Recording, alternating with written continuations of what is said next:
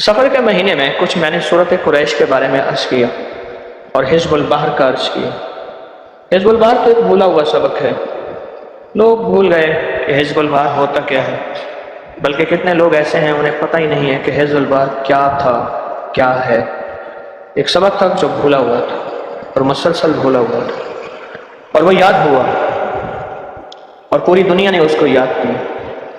یہ سبق آج کا نہیں ہے، صدیوں کا سبق ہے، اور صدیوں سے انسانیت اس سے فیض پا رہی ہے، برکتیں پا رہی ہے، خیریں پا رہی ہے، اور انسانیت کو نفع مل رہا ہے حزب البحر سے۔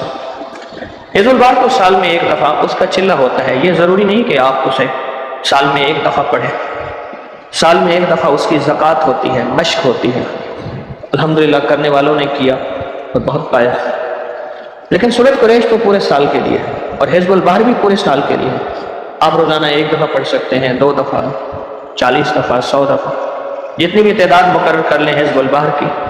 بلکہ میں نے یہ دعا کے وقت ایک بات بھی آپ سے عرض کی تھی کہ حزب البحر اتنا پڑھیں کہ یاد ہو جائے، حفظ یاد ہو جائے، اور آئندہ کے لیے 3 دن کا جو چلہ ہے، 6، 7 اور 8 سفر کا، اس میں 2-2.5 گھنٹے لگیں، سارے 2 گھنٹے لگیں، 2 گھنٹے 2.5 گھنٹے بس، اس کی اتنی مشق کریں حزب البحر کی، بہت کمال کی چیز ہے۔ اور سورۃ قریش اس کو زندگی کا حصہ بنا دیں، زندگی اور مسائل کا حصہ بنا دیں۔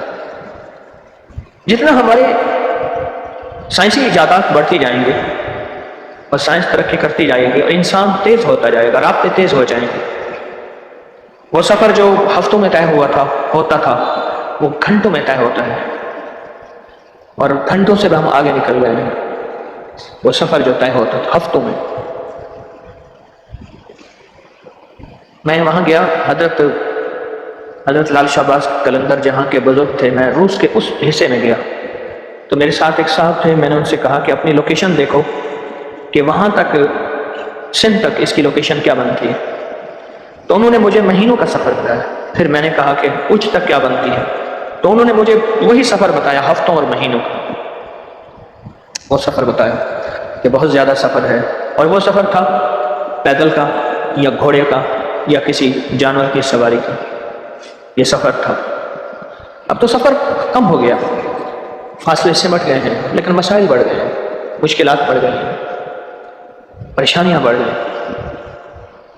چہرے پہ نا سکون کی رونق ختم ہو گئی، کھچا کھچا سا، بوجھا بوجھا سا، بندھا بندھا سا چہرہ۔ مال ہے، دولت ہے، عہدہ ہے، چیزیں ہیں، بہت زیادہ ہیں، لیکن چہرہ ایسے ہے کہ اس پہ رونق نہیں ہے اور اس پہ سکون نہیں ہے۔ یہ چیز بڑھتی جائے گی، یاد رکھیے گا، جب یہ چیز بڑھے گی تو وظائف کی ضرورت اس سے زیادہ بڑھتی جائے گی، وظائف کی ضرورت اس سے زیادہ بڑھتی جائے گی، تسبیحات کی ضرورت اس سے زیادہ بڑھے گی، جتنا یہ چیز بڑھے گی۔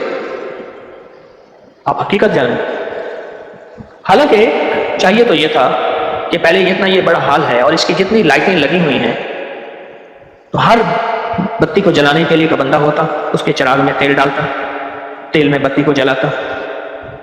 اچھا یہ پنکھے چل رہے ہیں تو ایک بندہ ہوتا جو اس پنکھا، کپڑے کا پنکھا ہوتا، ہوا دینے والا ہوتا۔ اتنا بڑا پھر حال سنبھالا جاتا، اتنا بڑا مجمع سنبھالا جاتا۔ میں نے یہ چیز دیکھی کھیوا میں، خوارزم میں، روس کی ریاست ہے، وہاں یہ چیز دیکھی کہ بڑی سی مسجد تھی، بڑا حال تھا، اس سے بھی کہیں گنا زیادہ بڑا حال تھا۔ تو میں نے سوچا وہاں گرمی کا انتظام کیسے ہوتا ہوگا، جب بندے بیٹھتے ہوں گے تو بندوں کی اپنی ایک حبس ہوتی ہے۔ اس دور میں وہ انتظام کیا گیا، لیکن اس دور میں یہ انتظام ہے جو ہمارے پاس موجود ہے۔ ہم تو سمجھتے ہیں کہ زندگی پرسکون ہو گئی ہے، پرسہولت ہو گئی ہے، اور زندگی سے سکون تو چلا گیا، راحت تو چلی گئی۔ حضرت ابراہیم بن آدم رحمۃ اللہ علیہ فرماتے ہیں، آواز آ رہی ہے میری؟ صحیح آ رہی ہے؟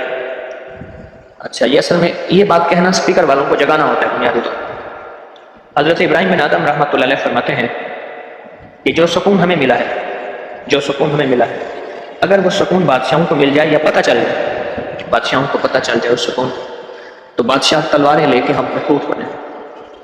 جو سکون ہمیں ملا ہے، وہ سکون پتہ کس چیز سے ملتا ہے؟ وہ اللہ کے ذکر سے ملتا ہے، کبھی اللہ کا ذکر سورۃ قریش کی شکل میں، کبھی حزب البحر کی شکل میں، کبھی حمدن کثیرن طیبن مبارکن کی شکل میں، کہیں درود پاک کی شکل میں، کبھی قرآن کی تلاوت کی شکل میں، کبھی کسی فقیر کی محفل میں بیٹھنا کا، یہ ساری کے سارا اللہ کا ذکر ہے. نماز اللہ کا ذکر ہے، سجدے اللہ کا ذکر ہے، رکوع اللہ کا ذکر ہے، تسبیحات اللہ کا ذکر ہے. سکون اس سے ملتا ہے.